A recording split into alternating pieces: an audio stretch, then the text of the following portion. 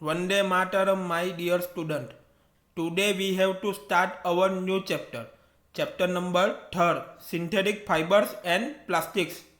Part 3, new topic. Polyester and acrylic.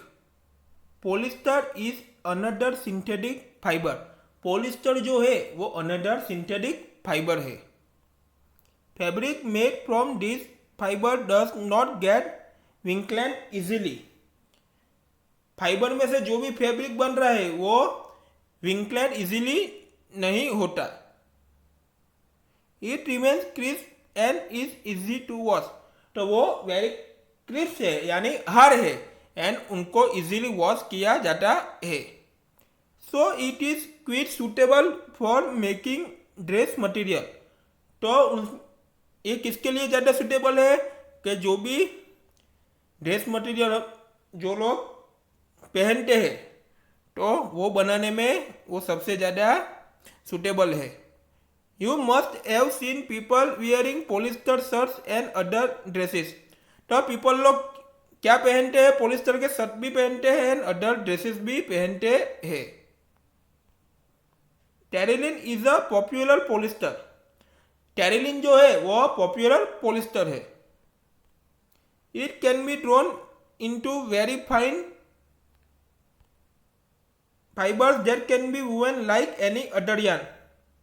तो ये क्या है? वेरी फाइन फाइबर्स है और वो क्या है? उनमें से अदर यार्न भी वूवन इजीली हम कर सकते हैं.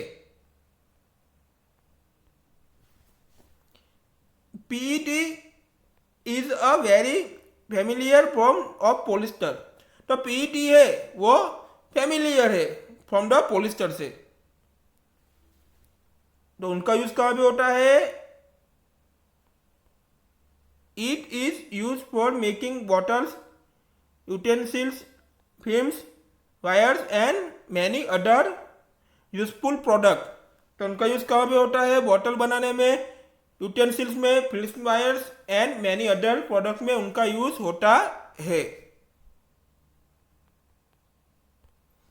पॉलिस्टर, पोली वट्टा ester, is actually made up of repeating units of a chemical called an ester.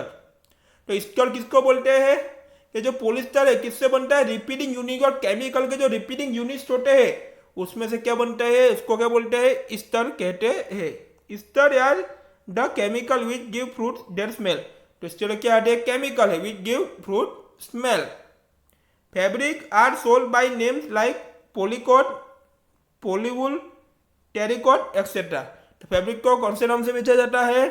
पॉलीकॉट, पॉलीवुल, terricot के नाम से बेचा जाता है. As the name suggest this are made by mixing two types of fibres. तो टू टाइप्स ऑफ फाइबर्स में क्या है? वो बनता है.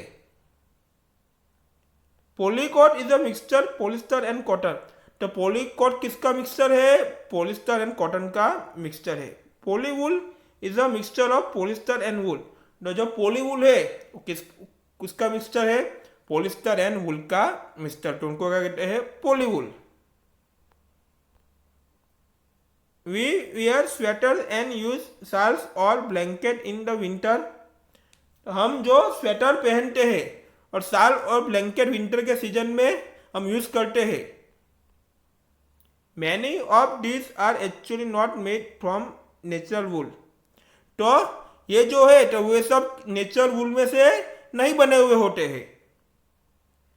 ट्रू दे अपीरियर टू रिजेंबल वुल. तो वो टाइप के वुल में से ही वो बनते हैं. This are prepared from other types of synthetic fibre called acrylic. तो ये किससे बनते हैं? प्रिपेयर होते हैं another type of synthetic fibre जो होते हैं उससे वो बनते हैं. तो उसको क्या बोलते हैं? एक्रेलिक कहते हैं. The wool obtained from natural sources is quite expensive. तो वूल हमको कहाँ से मिलता है? नेचुरल सोर्सेज में से वो हमको मिलता है. तो वो काफ़ी एक्सपेंसिव है. Wherever clothes made from acrylic are relatively cheap. तो जो भी क्लोथ होते हैं एक्रेलिक आर रिलेटिवली उनके थ्रू वो कैसा है? चीप है. यानी सस्ता है, यानी क्लोथ मीन्स एक्रेलिक के जो भी क्लोथ बन रहे हैं वो दूसरे से रिलेटिवली कैसा है, चीप है, सस्ता है।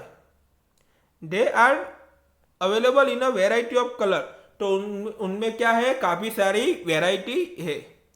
Synthetic fibres are more durable and affordable which makes them more popular than natural fibres.